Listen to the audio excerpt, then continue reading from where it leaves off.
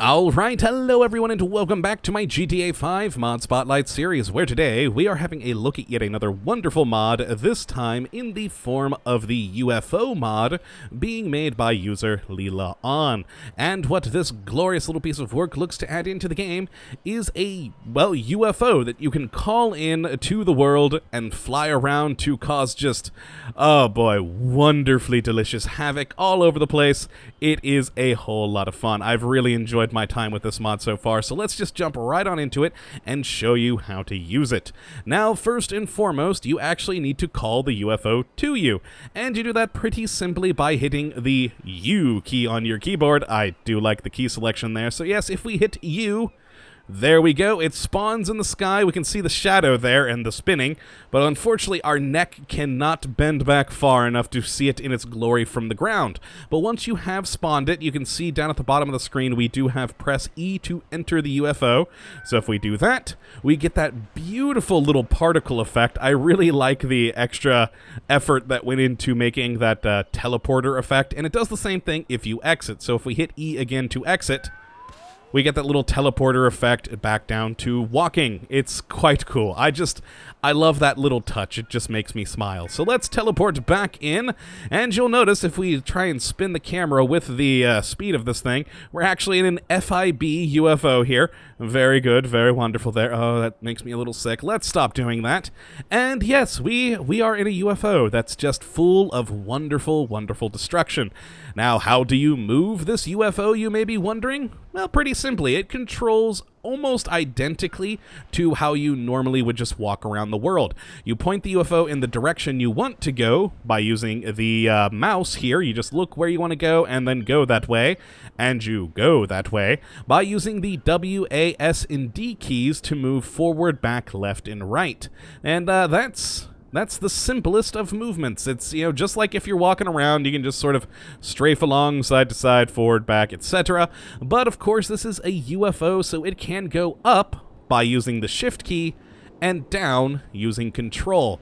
And when you're in this basic flight mode here, you'll notice we go slow.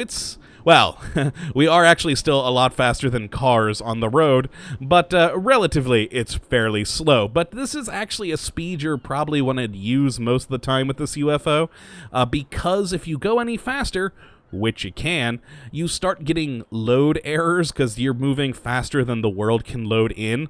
But if you do want to travel much faster, you just need to hit Tab, and that will make you go to the fast speed, which if we go forward, there we go, that's the fast speed, and if we tab again, we'll be back to slow. So that is the difference between the two, and you can already see on the fast speed, we're getting stuff in the distance starting to have a little bit of trouble loading in. That's why I generally just stick to the slow speed. It seems to work, you know, perfectly fine. As I said, you're still going, yeah, faster than stuff that's on the highway right now, so it's a pretty decent speed. Now, as for things you can do with this UFO, well, actually, first, there is one more thing before we get into all the destruction. There is different camera modes. So this is the basic standard camera mode you start in with. If you hit V, no, I accidentally hit C there. If you hit V, you go slightly farther out so you can see a bit more of the world and all the stuff that hasn't loaded over in that direction yet.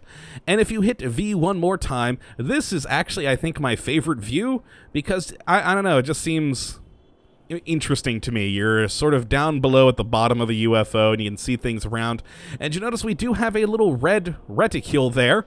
That is our targeting reticule, because now that we've gone over the camera, we can get into the more interesting and destructive properties of this thing, and that would be the gun, first and foremost. So if while we have the reticule, we can left click and fire a little energy beam into the ground. You can sort of see its particle trail there, and it hits with quite a lot of explosive force. Now, if we're actually out in one of the other camera modes, to fire, you actually have to, well, actually, you can just click and click and click, but you don't have much control over where it's going. But you can right-click to take aim. Now, you're not in the below UFO view. You actually seem to be inside the UFO and can't see the rest of it. But once you're in here, you can shoot to your heart's content. And of course, you can left-click to either fire once or hold down, and it just shoots continuously over and over and over. for just lots and lots of delicious explosions. But like I said, I think my personal favorite is this mode here because we don't have to take aim to fire. It's just while we're moving, we can easily fire, fire, fire, fire, fire, fire, and it's beautiful.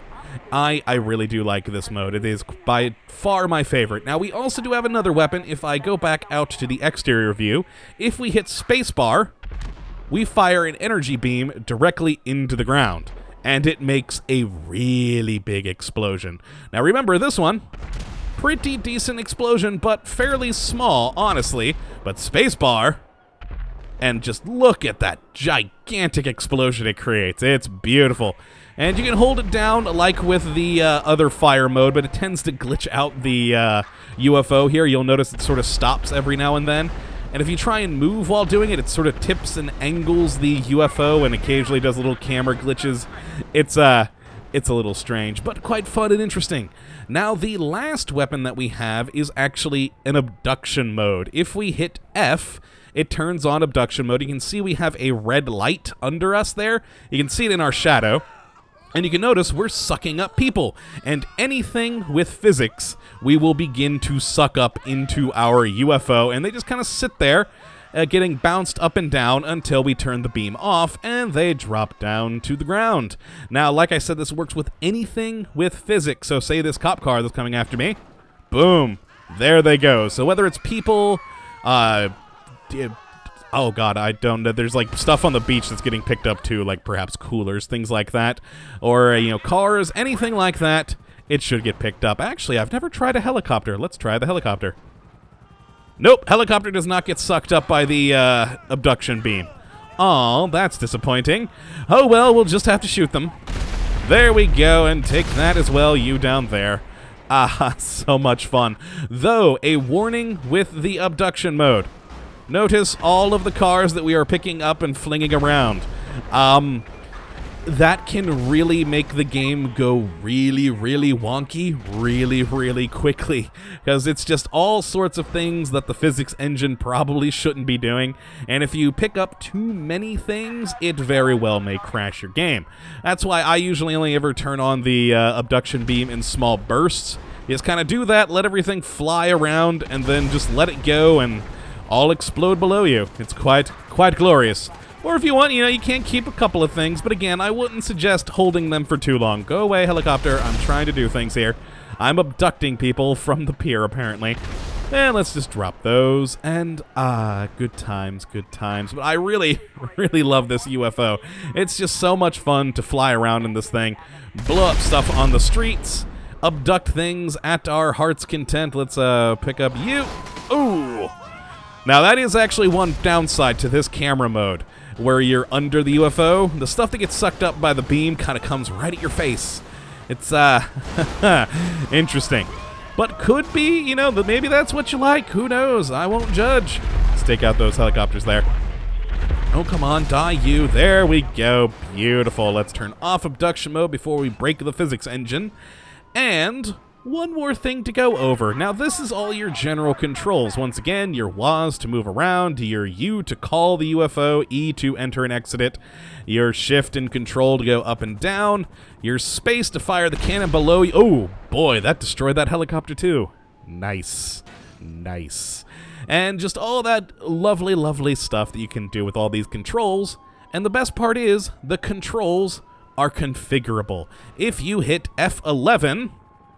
oh, it's not coming on. Hold on, maybe I need to be in a different camera mode here. Interesting. It's not coming on right now.